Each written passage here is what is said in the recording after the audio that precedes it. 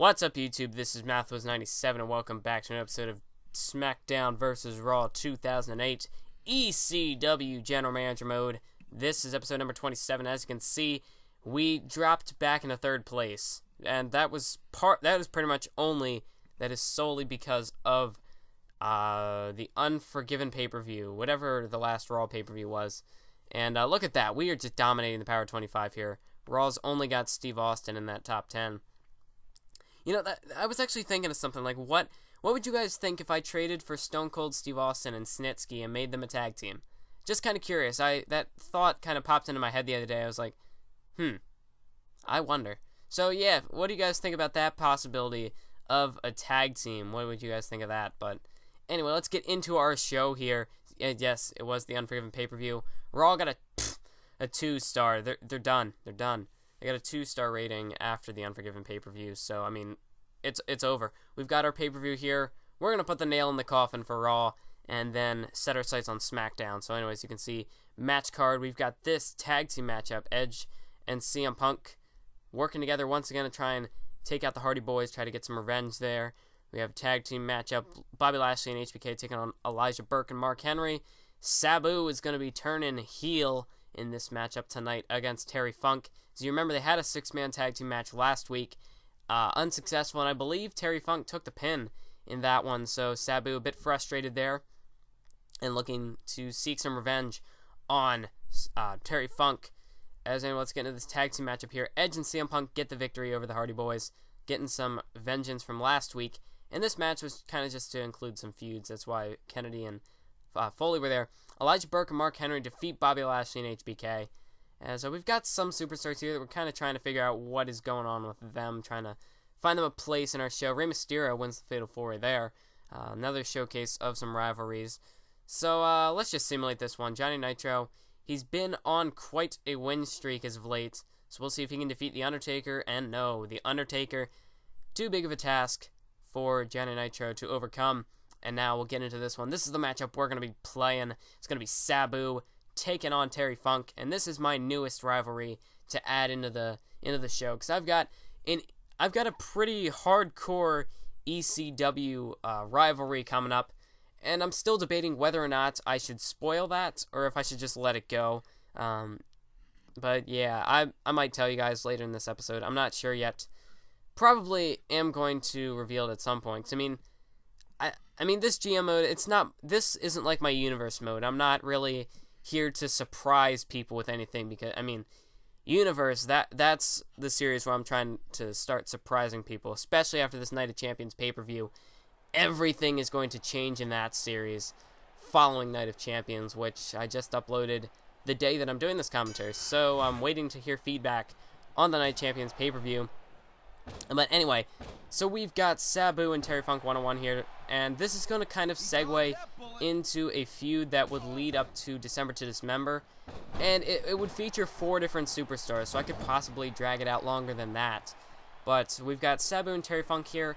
Obviously, I just made the trade for Mick Foley, so I mean, Mick Foley and Mick Foley and Terry Funk are tag team partners, so the next guy I'm going to look to trade for is the Sandman. Yes, so it's going to be Sabu and Sandman against Terry Funk and Mick Foley, and that could turn into tag team feud. I could branch it out into 2 1-on-1 feuds, could make it a whole Fatal 4-Way thing.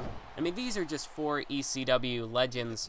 Well, I mean, Mick Foley's not really an ECW legend, but he is a hardcore legend, so excuse me. But anyway, that should be a pretty good. God, I'm just burping like 3 times for whatever reason. But that should be a really entertaining feud, I think. If there are any other like hardcore ECW-esque superstars that you think that I should trade for, be sure to let me know down in the comment section below. I mean, this series is a bit pre-recorded ahead. I've already recorded the pay-per-view and the episode after that. But still, I will take your feedback. I will take suggestions down in the comments. And, yeah, so if there's any other sort of ECW hardcore guys that you think I could get to maybe try and add into that feud or have them do their own separate thing, be sure to let me know down in the comments section below. And also be sure to leave a like if you enjoy this GM mode series, because I mean I've been doing GM mode for I haven't even realized how long I've been doing General Manager mode on this channel. I mean, it seems like it hasn't been that long, but I've been doing this. I started doing GM mode around like Christmas of 2012, and it's now, probably by the time this video comes out, it'll be probably March of 2014. So, I mean, like, I've been doing this series for a long time. That's like 14 months right there. And, I mean, part of that is because with Monday Night Raw, I did a GM mode for that, and then I messed up and accidentally simulated past the pay-per-view, and I just said, you know what, screw it. I want to do this ECW thing, so I did that. And I'm at episode 27, but I mean, this series just seems like it's lasted a lot longer, and that's probably because it's not the main focus on my channel. That's been Universe mode since day one. I've been a Universe content producer. That's been my main focus on the channel, so that's probably why this series has been a bit more on the back burner. But I kind of want to, like, I don't know. I kind of want to get this series done before WWE 2K15 releases, but I'm not exactly too sure. I might just end up, like, at some point down the road, if I don't get to that, I might just, like, mass record a whole bunch of it, so that even when 2K15 comes out, I can still upload GM mode. Not really too sure, because I do have the idea that I pitched in the last episode for, like, the handicap GM mode, or whatever I'm going to call it, with the rules and restrictions and that sort of thing. But yeah, I don't know what the heck my neighbors are doing upstairs. But Terry Funk with that what is it, spinning toe hold or something like that on Sabu, so working on the legs there. But yeah, GM mode, it's kind of been at an interesting position that it's been on my channel for this long, and it doesn't really seem like it's been that long, but it's a bit different now. I mean, we're going to be moving on to the next-gen consoles, hopefully pretty soon, hopefully later this year. And then GMO, like, I heard there's a potential for, like, a backwards compatibility with the PlayStation 4, so you can play PS3 games and that kind of thing. So that'd be awesome. Then I could bring back GM mode for that potential series down the road. But I think once I finish the ECW General Manager mode, I'm going to let it go for a little while. Because, I mean, like, with my 2K14 Universe mode, I've got big plans for that series. I'm gonna be putting a lot more focus into storylines and that sort of thing. So, like, I've got plans for that series, and it's probably gonna take a little more, like, a little more focus. So, I mean, to have less series and be able to focus more on one specific thing, that would probably be pretty good. That would probably be a good idea, and it would be able to increase the quality of that series, because I've said it for a while, I'm at this weird point in my channel where I've started so many series, and I'm running like 4 on the channel now, so none of them besides Universe are really, you know, like, they'll be around. I'll actually stick with uploading them for a couple weeks, and then I'll take this, like, weird break and not upload the videos, and, like, I don't even really notice it. Like, I'm actually at this interesting point right now where I have so much pre-recorded content and no commentaries, which I don't even, like, around, like, my Christmas break I recorded a lot, but I don't even know how I managed to get this far ahead. Like, I've got 10, maybe, I'm like a whole month ahead on Universe. I have even a couple episodes of GM mode left. Pokemon I've always been ahead on. And UCW, my WWE13 Universe mode, is probably the only series that I'm not, like, mass recorded ahead of. And that's only because that series takes longer to edit. And it's because I'm going on a WWE13, which I'm not, like I said, I'm not really that interested in playing at the moment. I've kind of got burnt out on that. But I'm still going to be playing it anyway. I might just take a little bit of a break, because, I mean, I don't upload those videos, like, I don't know, it would be a little more understandable that those take more time to get uploaded, because they do take a lot of time.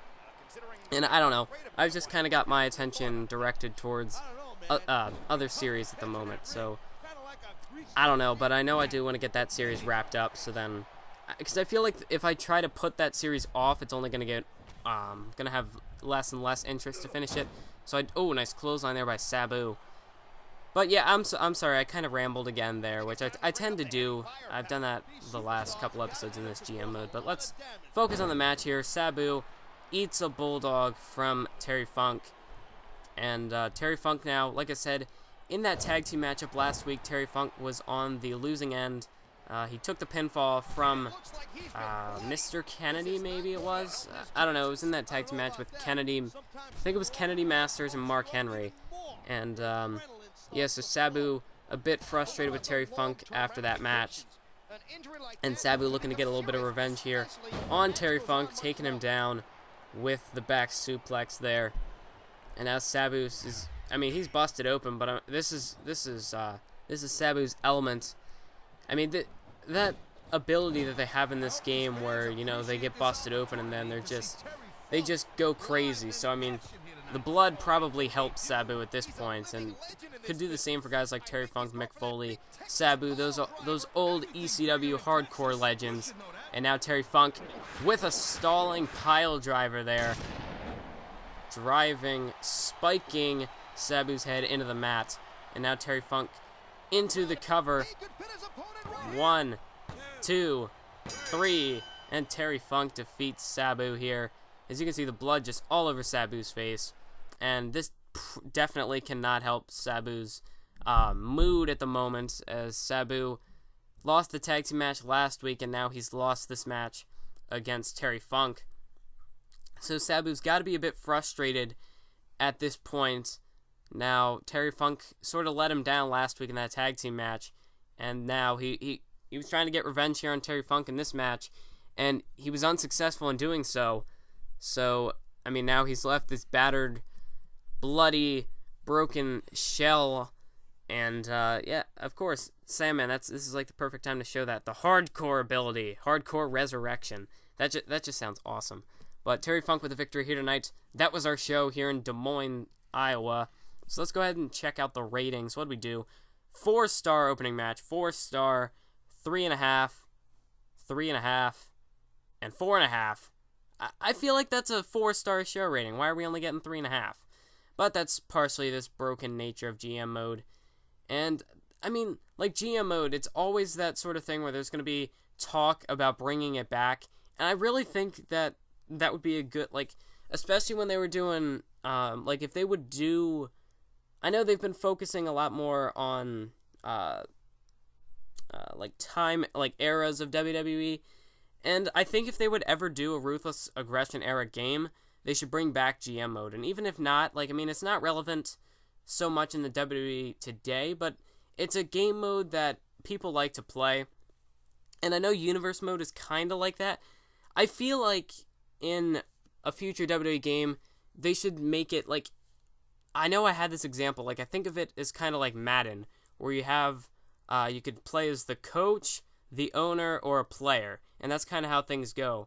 GM mode, you're more of like the owner, you have your own show, you're doing all this sort of well, no, never mind.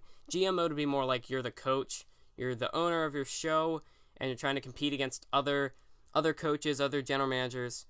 And then you would have a career mode, which would be, obviously, you're the player, and this would be kind of like story mode as well.